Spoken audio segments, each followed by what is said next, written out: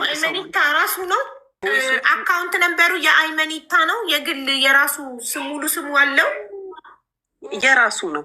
ከሱ አልፎ ሼሩ ውስጥ ባለ አባል ስራውን የሚያካሄዱ የእሱ እህት አለች፣ ባለቤቱ ናት። አንዱ ደግሞ ያጎት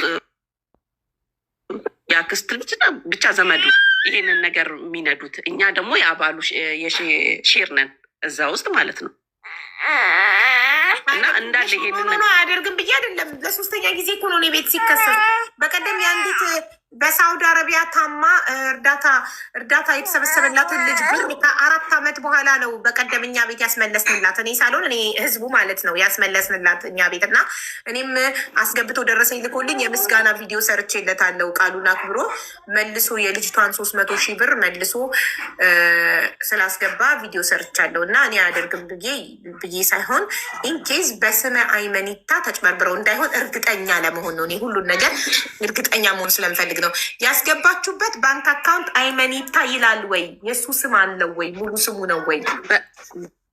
በጣም እርግጠኛ ነን። ያስገባንበት አካውንት ፒኤልሲ ነው፣ ዝግ አካውንት ነው ብለን ነው ያስገባ ነው። እኔ መጠቀም አልችልም ብሎ ነው ፒኤልሲ አካውንት መክፈቱን። አዲስ አካውንት ከፍቶ በፒኤልሲ ግን የራሱ ስም አይመኒታ ነው የሚለው፣ የራሱ ስም ያለበት ፍርሚያው ያለበት ገባሽ? ዝግ አካውንት ነው። ማንም ብቻውን ማንቀሳቀስ አይችልም ብሎ እሱን እንትኑን ልኮልን በዛ አካውንት ላይ ነው ያስገባ ነው። መንቀሳቀስ በማይችለው አካውንት ማለት ነው። እሺ አንቺ ለባለቤት 1 ሚሊዮን አስገብታችኋል? አዎ። እሺ ጥሩ። በአጠቃላይ 31 ሰዎች ናችሁ። 11 ሚሊዮን ብር ለአይመኒታ ድርጅት ልትከፍቱ አብራችሁት ካስገባችሁ 1 ዓመት ሆናችሁ። 1 ዓመት ሆኖናል። ሚሊዮኑ እሱ እዚህ ላይ ግሩፑ ላይ እየመጣ 11 ሚሊዮን የሚለን ነው እንጂ ከዛ በላይም ነው። ብዙ ሰው አስገብተናል ይለናል፣ ግን ደግሞ አናይም። እሱ የራሱ ያስገባውን አናይም። ማውራት ስለምፈልግ ነው። ጠይባ የምትባል ልጅ ገብታ የብዙም የሶሻል ሚዲያ ሰው አይደለሁም እና ማስረዳት አልችልም፣ እሷም ጉዳዩ ይመለከታል። በእርግጥ እኔም የሶሻል ሚዲያ ሰው አይደለሁም፣ ግን ደግሞ አማርኛ ከእሷ የተሻልኩኝ ነው። ማውራት እችላለሁ ብዬ አስባለሁ። ኢንሻላህ እሷማ ልባችን አይዞሽ፣ ያው አረብ ሀገር የቆረየች ስለሆነች ያ ሰው አማርኛ ይረሳል። እና ምን ሆን መሰለሽ እኔ ወድ አይመኒታ የሚባል ልጅ አለ። ምናልባት ታውቂው ይሆናል እዚህ ሶሻል ሚዲያ ላይ በደንብ እናቴ። የዛሬ ዓመት ስራ እንሰራለን፣ አረብ ሀገር ያላችሁ ሰዎች ልርዳችሁ፣ ላስገባችሁ፣ የዚህ ሀገር ያለ ሰው ማያደርገውን ነገር ውለታ ልዋላችሁ ላድርግላችሁ ብሎ በጣም በቃ በሚያሳምን በጣፋጭ አንደበቱ አውርቶ በጣም በግሩ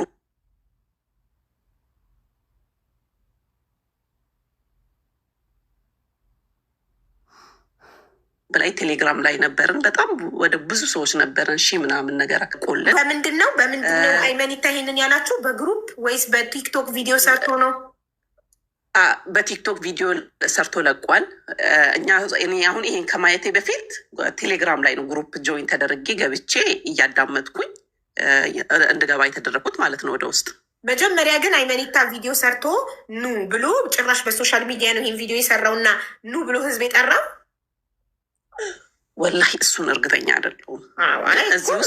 በሶሻል ሚዲያ አይሆንም። ምክንያቱም አንድ ሰው ሶሻል ሚዲያ ላይ ወጥቶ እንደዚህ አይነት ነገር ቪዲዮ ሲሰራ ብዙ ትችት ይመጣል ኮመንት ላይ ገባሽ?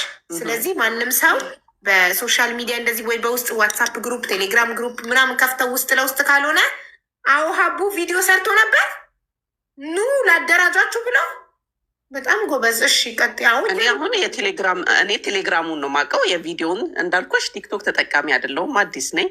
አለኝ አካውንቱ ግን ገብቼም አላይም። ለዛ ነው አጠቃቀሙ ማላውቅበት። ግን ደግሞ አለን ብቻ ቴሌግራም ላይ በጣም ብዙ ሰው ነበረ፣ ከአሜሪካ ከውጭ ምናምን ብዙ ተሳታፊ ነበረው እና ስራውን እንዳጠና መሬት መንግስት ሊሰጠን እንደሚችል ፋብሪካ እሱ የምታውቂ ከሆነ ስራው የአረቢያ መጅልስ ምናምን ነገር የቦንድድ እጥረት አለ ኢትዮጵያ ላይ ምናምን ነገር አለ እና የቦንድድ ፋብሪካ እናቆማለን። ማሽን ቻይና ሄጄ አነጋግር ያለው ሁሉም ነገር እንደዚህ ነው። ይህን ያክል ብር በእኛ ተሰብስበን ግማሹን ብር ብናዋጣ ግማሹን ከባንክ ብድር ተቀብለን ፋብሪካ ማቆም እንችላለን፣ ኢትዮጵያ ላይ ያለውን ችግር መቅረፍ እንችላለን ምናምን ብሎ አሳምኖን እናትዬ እኛም ውጭ ያለን ሰውንን አምነን ተጃጅለን ገባንልሽ እላሻለሁ። ስንት ልታዋጡ ነው? ሁሉም የቻለውን የመጨረሻ ማዋጫ ያለው ግን 500 ሺህ ነው። ግን ማለት ትንሹ ነው ትንሹ ነው። እሺ እኔ አንድ ተመልማይ ሲሆን 500 ሺህ ታዋጫለሽ እና ስንት ታገኛለሽ ተብዬ ነው ምገባው ጆይን ምለው።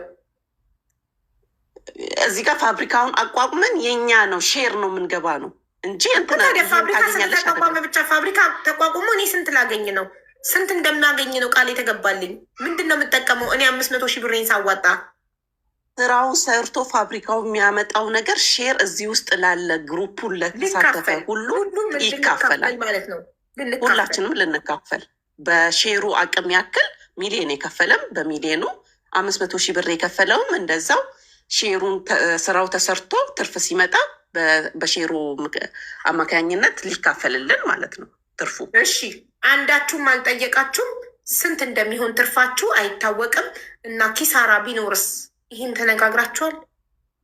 ይሄን አልተነጋገርንም። ይሄን ለመናገር አልተጀመረማ ስራው ገና እኮ ግሩፕ እንፍጠር፣ ብር ክፈሉ፣ ከዛ በኋላ ስራውን ወደ ስራው እንሂድ ነው።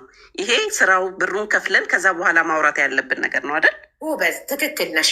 ለምሳሌ ብሬን ከመክፈሌ በፊት እኔ እንደ ሀቢባ በጣም ጠርጣራ ስለሆንኩ ጠንቃቃ ስለሆንኩኝ ብሬን ከመክፈሌ በፊት ይህን ብር ስከፍል ስንት ብር ይዞልኝ ይመጣል? ስራው ምንድን ነው? መቼ ይጀመራል? ትርፉን በስንት ጊዜ ይመጣል? የሚለውን ነገር ቁጭ አርጎ እንዲያስረዳኝ ያሳመነኝ የመለመለኝን አካል ቁጭ አርጎ እንዲያስረዳኝ እጠይቃለሁ አይደል? በትክክል አዎ። ስንት ትርፍ እንደሚመጣ ትርፋማ ከሆንን ይህን ያህል ታተርፊያለሽ። 500 ሺህ ከፍለሽ ግን ይህን ያህል ታገኛለሽ። 1 ሚሊዮን 700 ሺህ 800 ሺህ ስንት አገኛለሁ? እሺ በስንት ጊዜ በስንት ወር በዚህ ያህል ጊዜ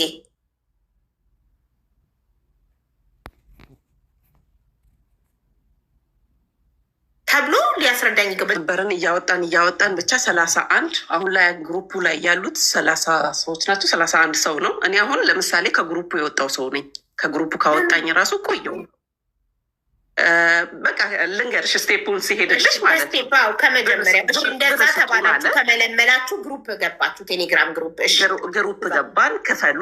እንደዚህ ካምፓኒውን ካቋቋምን በኋላ እንሰራለን። ስትመጡ ከሀገር ቤታችሁ ስትገቡ ካምፓኒ አላችሁ፣ የምትገቡበት ቦታ አላችሁ። ስራ ፈልጋለሁ ብላችሁ አትሄዱም። እዚህ የካምፓኒው አባል ናችሁ፣ ሼር ናችሁ እናንተ ብሎ በእንደዚህ አይነት የሚመጣውን የምናተርፈውን የምንሰራበትንም ብር ወደ ስራው እየመለስን ስራውን የማሳደግ ፕላን ነው ያወራ ነው እና ከስር ከስር ደግሞ የምናገኘውን የምንተዳደርበትን እያገኘን እንደ ካምፓኒ ባለቤት ነው።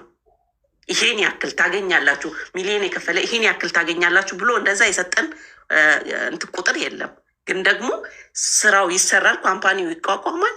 የተገኘው ትርፍ ደግሞ ይካፈልላቸዋል ለሁሉም በአቅሙ ያክል ተብሎ ገባን፣ ከፈልን።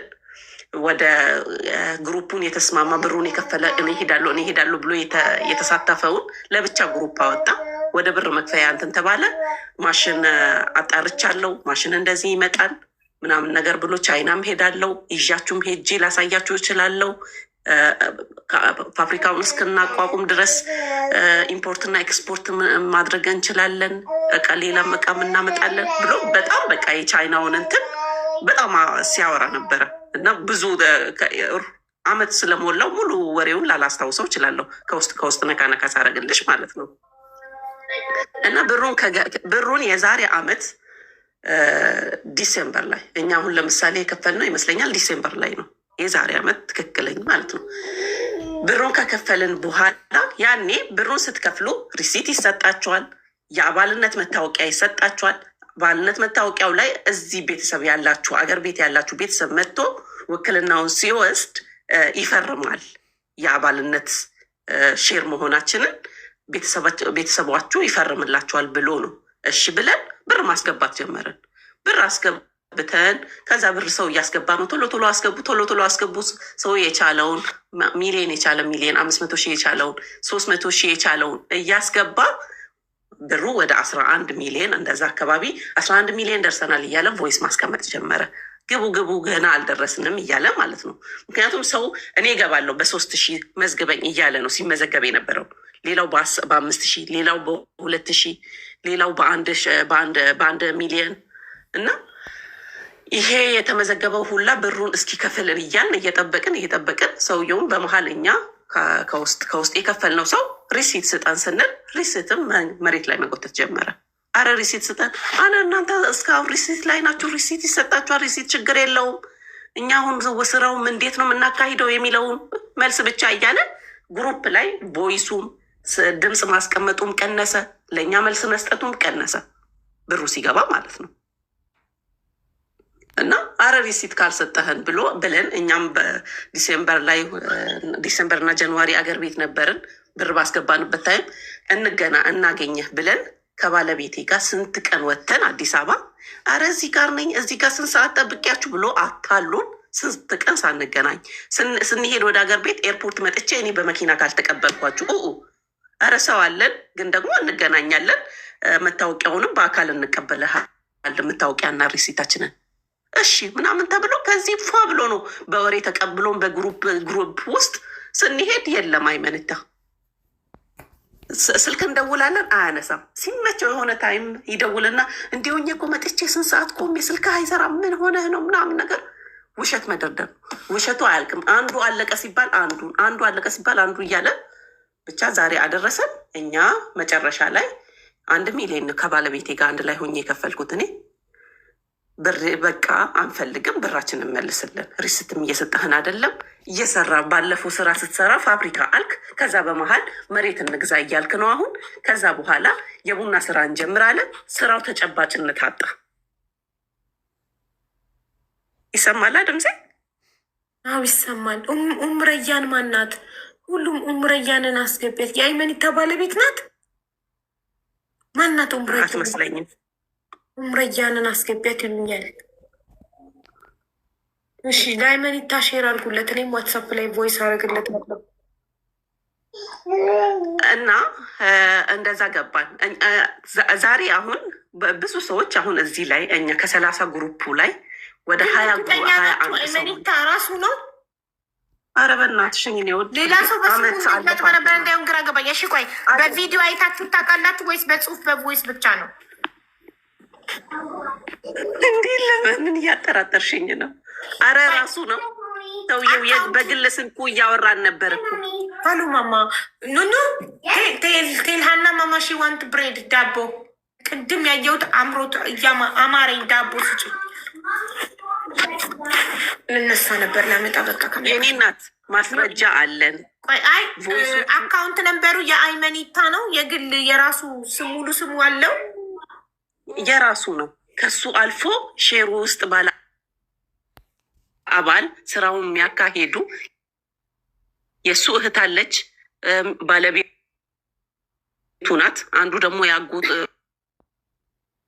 የአክስት ልጅ ብቻ ዘመዱ ይሄንን ነገር የሚነዱት። እኛ ደግሞ የአባሉ ሼር ነን እዛ ውስጥ ማለት ነው።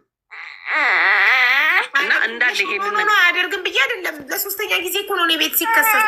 በቀደም የአንዲት በሳውዲ አረቢያ ታማ እርዳታ የተሰበሰበላትን ልጅ ብር ከ4 ዓመት በኋላ ነው በቀደም እኛ ቤት ያስመለስንላት። እኔ ሳልሆን እኔ ህዝቡ ማለት ነው ያስመለስንላት እኛ ቤት እና እኔም አስገብቶ ደረሰኝ ልኮልኝ የምስጋና ቪዲዮ ሰርቼለታለሁ። ቃሉን አክብሮ መልሶ የልጅቷን 300,000 ብር መልሶ ስላስገባ ቪዲዮ ሰርቻለሁ። እና እኔ አያደርግም ብዬ ሳይሆን ኢንኬዝ በስመ አይመኒታ ተጭበርብረው እንዳይሆን እርግጠኛ ለመሆን ነው። እኔ ሁሉን ነገር እርግጠኛ መሆን ስለምፈልግ ነው። ያስገባችሁበት ባንክ አካውንት አይመኒታ ይላል ወይ? የእሱ ስም አለው ወይ? ሙሉ ስሙ ነው ወይ?